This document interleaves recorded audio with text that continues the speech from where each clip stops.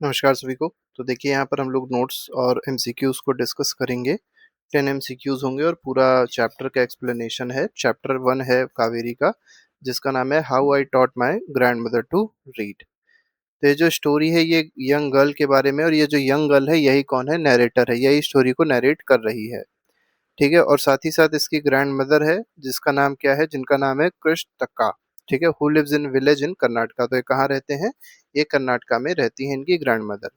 In those days, मतलब अब बहुत पहले की बात हो रही है, न्यूज़पेपर और मैगजीन्स जो होते थे बहुत लेट में आते थे, तो लेट में अराइव होते थे, तो क्या होता था, so everyone waited eagerly for them. तो इनके लिए, मतलब ये न्यूज़पेपर और मैगजीन्स के लिए बहुत तेजी से सब लोग इंतजार करते थे, बहुत ज़्यादा इंतजार करते थे कि आएगा न्यूज़पेपर और मैगजीन और उसको पढ़ा जाएगा।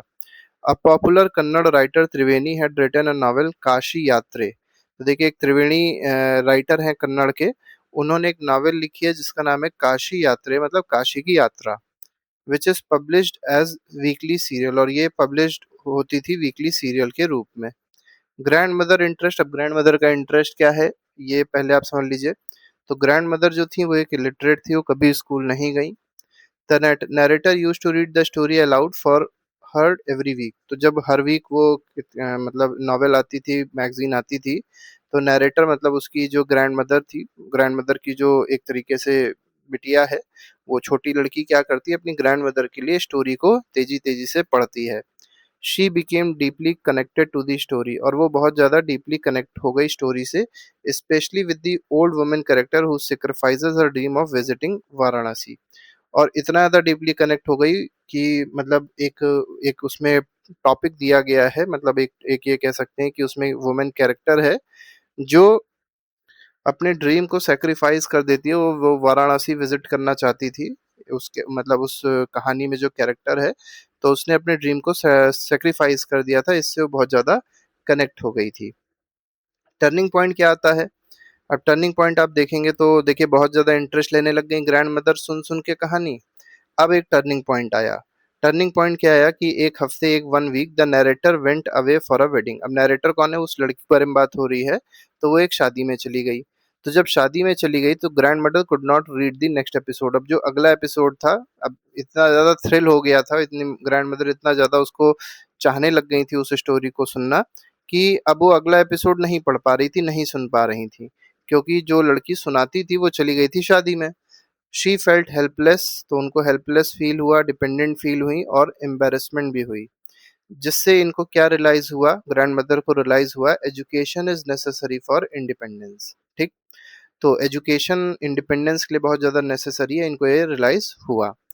अब फिर इन्होंने एक डिसीजन लिया। क्या डिसीजन लिया, at the age of 62 years की एज में she decided to learn reading and writing. तो उन्होंने पढ़ना और लिखना स्टार्ट किया, मतलब सीखना स्टार्ट किया।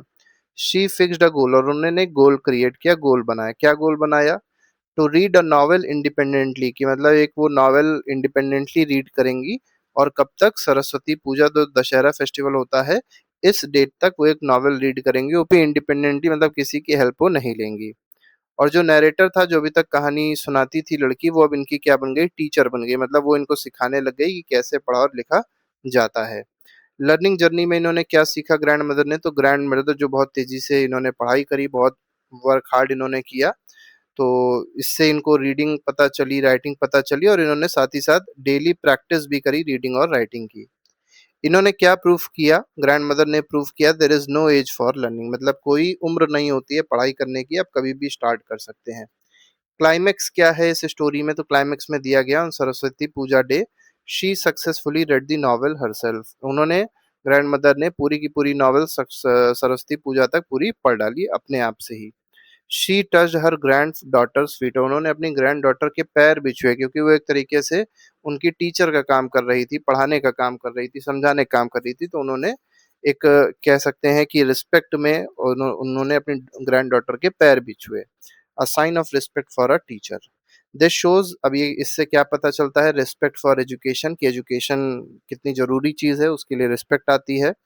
टीचर्स के लिए रिस्पेक्ट बहुत ज्यादा जरूरी चीज है, रिगार्डलेस ऑफ एज। ठीक, एंडिंग मैसेज क्या है, narrator feels proud as her grandmother becomes independent and confident. तो जो नरेटर है मतलब जो ग्रैंड डॉटर है वो प्राउड फील करती है क्योंकि उसकी जो ग्रैंड मदर है वो इंडिपेंडेंट हो जाती है और कॉन्फिडेंट हो जाती है। शॉर्ट समरी अगर देखी जाए एग्जाम में पूछी जा सकती है तो the story tales how a grandmother who was illiterate becomes determined to learn reading after feeling helpless when she cannot read her favorite novel। तो आपको पता ही चल गया होगा कि ग्रैंड मदर जो इलिटरेट थी उन्होंने डिटरमाइन किया कि वो रीडिंग करना स्टार्ट करेंगी with the help of her grand mother. तो आपने देखा कि वो जो नॉवेल थी वो नहीं पढ़ पा रही थी क्योंकि वो मतलब बहुत ज़्यादा इलिटरेट थी, उनको कुछ पढ़ना नहीं आता था। With the help of her grand mother और ग्रैंड मदर की हेल्प से उन्होंने पढ़ना स्टार्ट किया और लिखना स्टार्ट किया, ऐसे आप इसको समझ सकते हैं। और दशहरा फेस्टिवल तक उनको पूरा पढ़ना आ चुका था। The story also highlights the importance of education determination. तो इम्पोर्टेंस बताया गया है स्टोरी में किसका, एजुकेशन का इम्पोर्टेंस बताया गया है और डिटर्मिनेशन का इम्पोर्टेंस बताया गया है। And the idea that learning has no age limit. तो ये बहुत इंपॉर्टेंट बात बताई गई कि जो लर्निंग होती है उसमें कोई एज लिमिट नहीं होती है। तो चलिए एमसीक्यूज देख लेते हैं। पहले क्वेश्चन में कहा गया narrator stayed with her grand parents इन। तो नरेटर जो है वो अपने ग्रैंड पेरेंट्स के साथ कहाँ रहती है, तो नरेटर जो है अपने ग्रैंड पेरेंट्स के साथ कर्नाटका में रहती है। नरेटर कौन है, ग्रैंड डॉटर है। आगे बढ़ते हैं, why did newspaper arrive late in villages. तो विलेजेस में न्यूज़पेपर क्यों लेट में अराइव करता था, क्योंकि देखिए पहले उतना ट्रांसपोर्टेशन अवेलेबल नहीं था, अच्छे ट्रांसपोर्ट सिस्टम अवेलेबल नहीं थे, तो इस वजह से वो लेट में अराइव करता था विलेजेस में। सोचिए एक एक हफ्ता लेट रहता था पहले। हु वॉज त्रिवेणी, अब त्रिवेणी कौन था ये आपको यहाँ पर बताना है। तो टीचर, तो त्रिवेणी कौन था पूछा गया है, तो टीचर नहीं थी, फ्रीडम फाइटर भी नहीं थी, ये राइटर थी। ठीक है, तो C option is correct. The novel Kashi Yatre was published as. तो जो नॉवेल थी काशी यात्रे वो कैसे पब्लिश होती थी, बुक के रूप में नहीं, न्यूज़पेपर आर्टिकल के रूप में भी नहीं, वीकली सीरियल के रूप में पब्लिश होती थी। तो फोर्थ का सी ऑप्शन बिल्कुल सही है। Why did grand mother feel helpless. अब ग्रैंड मदर जो है वो अपने को हेल्पलेस इतना तक क्यों फील कर रही थी, वो इल थी नहीं, शी लॉस्ट मनी ये भी गलत है, शी कुड नॉट रीड क्योंकि उनकी जो फेवरेट नॉवल थी उसको पढ़ नहीं पा सकती थी क्योंकि वो पढ़ना ही नहीं जानती थी। What decision did grandmother take. अब ग्रैंड मदर ने क्या डिसीजन लिया, तो learn Kannada, stop reading, go to Kashi, leave village. तो इन्होंने क्या डिसाइड किया, इन्होंने डिसाइड किया कि वो कन्नड़ पढ़ना स्टार्ट करेंगे, मतलब पढ़ना सीखेंगी वो। आगे बढ़ते हैं, what was her deadline to learn reading.